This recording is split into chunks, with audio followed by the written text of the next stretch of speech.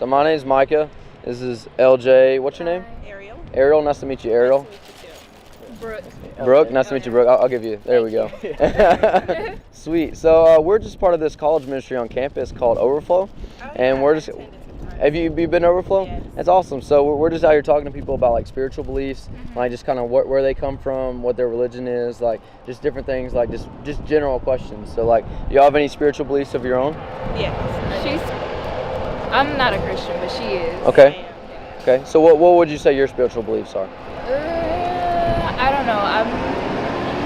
I don't want to say nothing because I do believe in a lot of stuff. I'm not necessarily religious, but I'm more spiritual than anything. Okay. So when you say spiritual, could you like describe that a little bit for me? Personally, I believe in God, but I believe it in sort of like a universal way. Like I feel as though that God is kind of the universe and works in and throughout everything, kind of controls everything. Yeah, basically. Okay, yeah, absolutely. So like as a Christian, I believe in an omnipotent God. You know, He controls all things. He's the creator of all things. And so I also believe in what is called the Bible. I believe in His Word, that He's given us this truth that we can trust and rely upon. And this truth tells me that Christianity or our beliefs are absolute, and that we can trust the Bible, we can trust what it says because it gives us a foundation for what we believe. So like things like lying, stealing, murder, all these different things, like I have something that is a foundation that tells me that is wrong, that those are wrong, and that doing good things are good. So like where would you say your foundation gives you morality? Where would you find your morality? Personally, I feel as though when you do good things, then good things come back to you, and then same with bad things, like bad things come back to you. So kind of like karma. Yeah, basically, I believe in karma. Like I feel as though that you should do things out of the goodness of your heart. You shouldn't do things because you feel as though like you have to do it, but you feel you should do it because you want to do it necessarily. Okay. And because you doing that, by doing that, then good things happen to you as well. But I also feel as though that life is like a lesson in a sense. I feel as though like even when bad things do happen to you, you are supposed to learn off of the experience and take the experience and then basically like move forward and like use that towards life to help you be a better person. Yeah. That's what I believe. Okay. So how would you define what is good and what is not good? That's a good question. Because like as Christians, like I was saying, we look to the scriptures and we look to God's law and who He is, and we see that as our foundation. Then like Islam, they look to the Quran, and they also look to the Bible sometimes for things. And then Hindus have their different beliefs. So would you say that morality is just subjective, or would you say there's an absolute standard for what is good and what's wrong? I feel like that's a good question. What do you think? Because you're in this too. Well, because I go according to the Bible. Yeah. So I feel like it's an absolute standard. So there's certain things, like if it says no, then no. And if it says yes, then yes.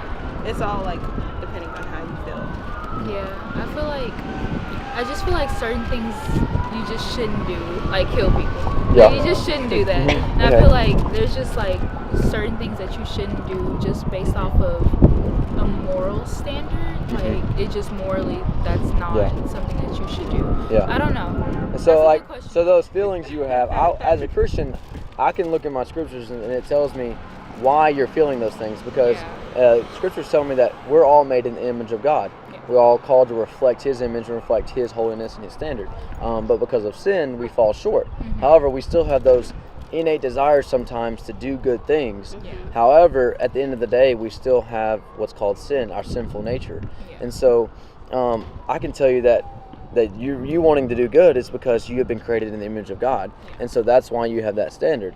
However, because of that sin nature, ultimately at the end of the day, we fall short, and so that's why we need Jesus Christ. Do you know who Jesus is? So how would you describe Jesus to me? I don't know. I feel as though this is different because Jesus was seen in many different ways. Like most people see Him as like this white guy. That's like, I'm sorry, but they see. They see Him as like this white guy with like blonde hair and blue eyes. Yeah. They stereotypical. Painting of Jesus. Yeah, that's the I guess the European look of Him. I feel as though I don't know. Yeah, a lot of people see see Yeah. Jesus as like just a good person, just like Yeah. a good teacher. That's why I was wondering, Mhm. like, I don't know, I think about it sometimes, like, if Mhm. Jesus was really, like, some people don't feel as though that Jesus was God's son. I don't Yeah, know. absolutely. Yes. Some Some people people like yeah. Islam, they believe that Jesus was just a prophet. Yeah. They believe that that's nothing more than just a prophet. Mhm. But as Christians, if we look at it, at the Bible and Jesus claims in Scripture to be God. Yeah. He claims to be God's son. He also claims to be God Himself. Mhm. And so, you know, the Bible also talks about how He having authority, that He has authority over heaven and earth. And so, but at the same time, if He was God and He was, you know, He was in this holy place of heaven, He came down off His throne to die for sinners, just like you and me. Yeah. And so, like, I feel like, you know, you have a dilemma. You have to either look at Jesus as just a good person, but if He's just a good person, is He lying about being God? Yeah. You know, because like there's different things. Like, is He really a good person if He's lying to a whole like billions of people out here? So it's like he was right, he was a liar, or he was just a lunatic. Yeah. So like these are these are the three questions we have to ask as people. We have to deal with, because whether we like it or not, Jesus existed. He claimed these things. The Bible claims that He claimed these things. The Bible claims to be perfect. So like I would challenge you, just as a person, just to continue to think about these things. Yeah. And I mean, talk to her more. She's a Christian. Like, ask her questions, you know, and come join us at Overflow on Tuesdays. Yeah. and Yeah. we'd love Go to every talk other I'd love to talk see you more, next time. Alright. answer questions. I mean, you know, we're not trying to force you to do No, anything, yeah. but as Christians, we believe that there's only one way to the Father, and that is through Jesus Christ and through His grace and love.